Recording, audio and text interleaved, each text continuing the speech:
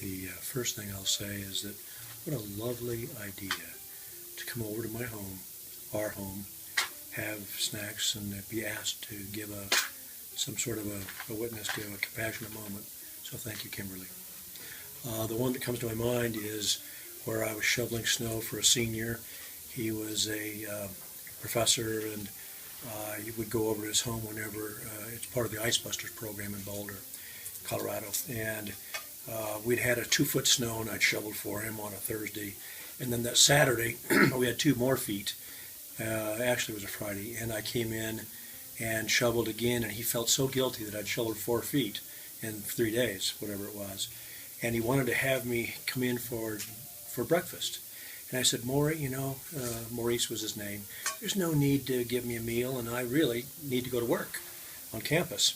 And he said, no, I really want you to come in. And so I said, well, only for a quick one, and just a cup of coffee. And so I went in, because oftentimes when you're shoveling snow for the seniors, they just want to be with you.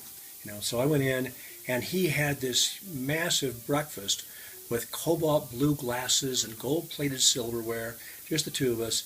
And he kept bringing the food out for the breakfast, and we talked for 2 hours. And he started asking me questions, telling me all about his life. And I didn't know why he was doing this, all about his life. And then at one point he said, do you really believe this stuff about Shirley MacLaine and life after death? And I said, Maury, I do. And we talked a little bit about that, and then I said, I just really got to go to work. And so it had been about 2 hours. I walked out. He hugged me. It was just a lovely, event. And I said, this is just so special. I won't forget this morning, and I won't. I never have. I went to work, and the next day I get a phone call from Oklahoma.